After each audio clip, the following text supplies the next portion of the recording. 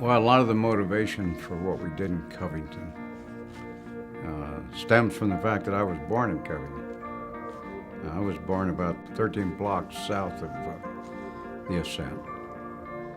And so I had a passion for the community. I also have a deep belief that we have a responsibility to make a contribution to our community, to our environment. So it was a great opportunity for me to make a lasting difference in the community in which from where I came.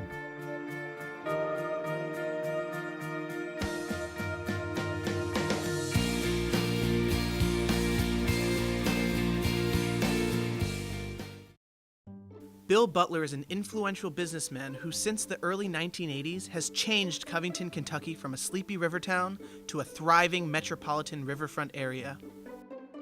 More than anyone, I think he changed the perception of northern Kentucky, especially the urban portions of northern Kentucky, as being Cincinnati's stepchild. I mean, he can see an empty piece of land or a vacant property or an abandoned building and envision a multi- or mixed-use development effort. There hadn't been a high-rise building, or there hadn't been an office building built in more than 70 years. So we undertook to build an 18-story office building without tenants, and a hotel where there'd never been a hotel, a big one. So some people say that was suicidal, and it probably was by many standards. So the biggest risks we've taken are these, what's called tires of River Center.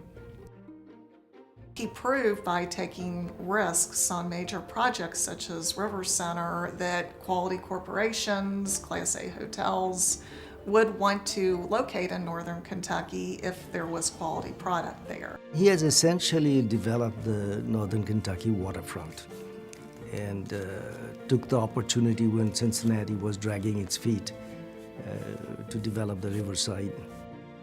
The revenues generated from those buildings over the last 25 plus years is probably in excess of $100 million. So the city would be very different were it not for not only the vision that he had, but the willingness to take the risks when others were not willing to do so. And the city has benefited tremendously from that. Butler's next ambitious project exceeded the River Center in breadth and scope and involved an international architect from New York, Daniel Libeskind. I wanted to build a building that more or less screwed into the sky. That's the way I described it. So I picked up the phone and I called Daniel and I said, "It's just a little building by your standards down here." And he said, before he cut me off, he said, "I'll be down immediately." And within a week, he came to visit. He stayed overnight. He identified immediately with the historic bridge. And then his design, if you study it, is in harmony with the bridge, both in shape and in color. And basically, it's what we built. We didn't change it, but we worked with him and his team to find a way to build it so that we didn't sacrifice any design, but we could afford it. The Ascent was commissioned in 2004 and the building was completed in March 2008. It is 22 stories tall and houses 70 condominiums. I think it opened up a lot of folks' eyes to the potential of Covington, particularly from across the river. A lot of the folks who moved to the Ascent, in fact, are not from this area, but love the structure. And I think it's helped to bring others to really look more seriously at Covington as a home. For the people in the Northern Kentucky community, I think they take a lot of pride in it. People do take pride in buildings and architecture. These buildings will be here for 200 years. He certainly has changed the landscape and skyscape of northern Kentucky.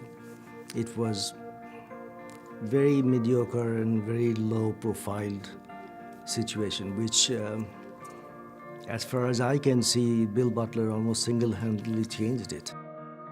There's no one more visionary than Bill Butler, and his willingness to take risks and execute challenging projects is a real gift to our community, to Northern Kentucky, and to the greater Cincinnati region. Some men see things as they are and ask why. I dream of things that never were and ask why not. Bill is one of those individuals that throughout his career has been asking that question, why not? So it's in thinking big, it's in stretching, it's in acting that we accomplish and that we are fulfilled as humans to the greatest extent we can. Make no little plans. They have no magic to stir men's blood, and of themselves will not survive. Make big plans.